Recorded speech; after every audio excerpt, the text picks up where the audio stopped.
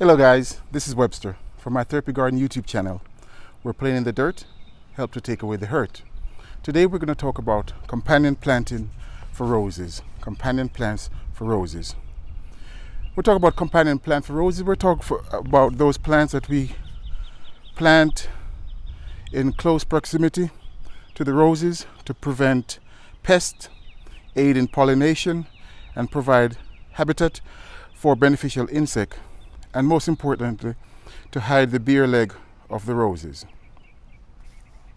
Traditionally, companion plants are like your lavender, catmint, dianthus, and peonies. Good companion plants will also act as a living mulch to suppress weed by lightly shading the soil and keeping the rose roots nice and cool.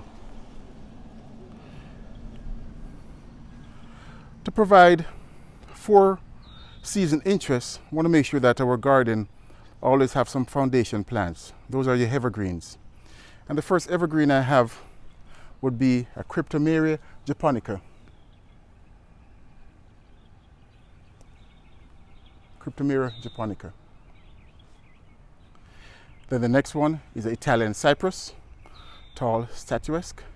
And at the end of the garden is a dwarf Albertus spruce in a spiral topiary. And when we get down there, we'll look at it some more.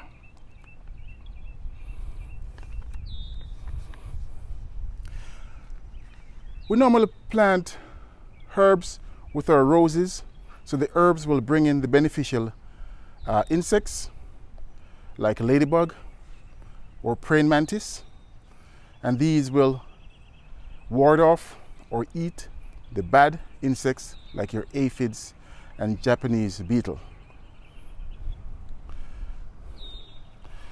For my companion plant here, we have dianthus, a fragrant dianthus. Attract a lot of pollinators.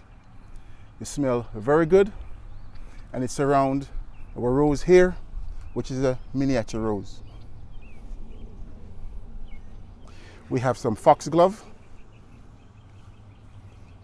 and these are just finished blooming. And of course, the number one companion plant of rose is lavender. Lavender and roses go very well together. Traditionally, like peanut butter and jelly, or in a romantic sense, like Romeo and Juliet. Of course, the lavender attract bees, wasps, and a lot of time these will ward off the Japanese beetle.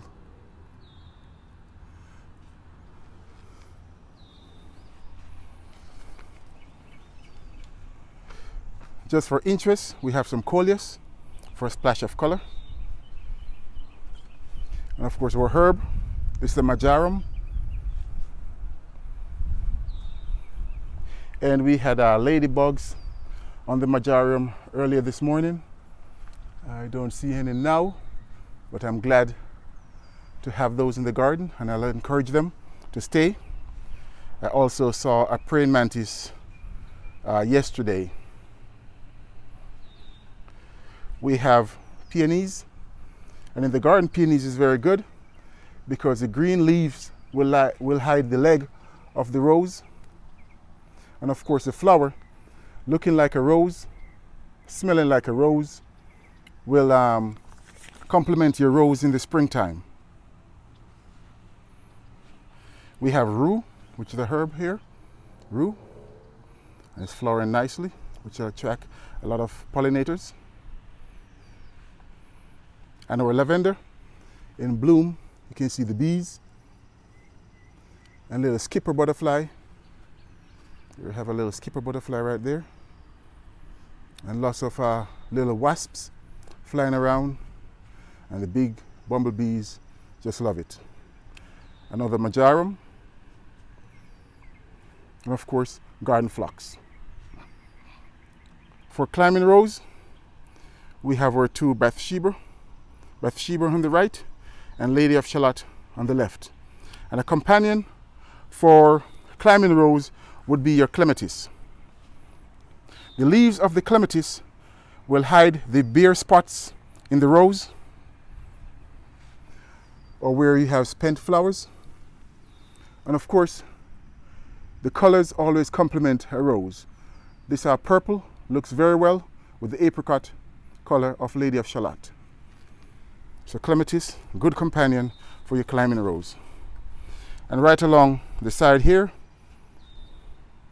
more lavender. Have more Roux right here. Marjoram, peonies, and foxglove. These haven't started flowering yet.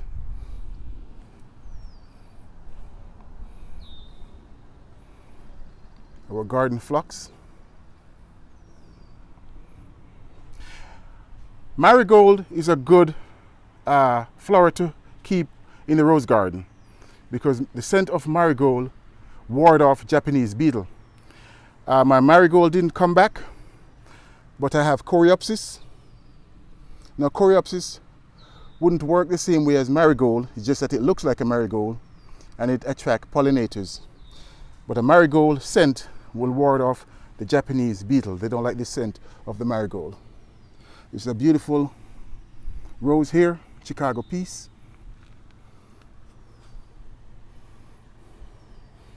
And this tiny one here, Double Delight. In the background we have more coreopsis.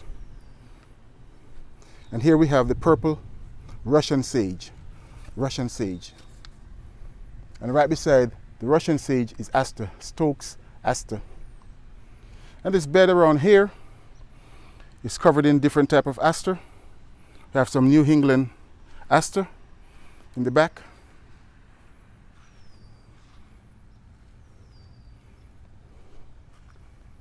And then the lighter color ones here. And of course the taller aster. Asters attract a lot of pollinators. When you have pollinators in the rose garden, again it attracts good insects that will feed on the bad insects like your aphids and your Japanese beetle. I will talk about foundation plant, dwarf Alberta spruce right here in a spiral topiary. So here we have it, guys. We talk about companion plant for roses. This is the hybrid tea side, and I'll show you in a different video what I have planted on the David Austin side.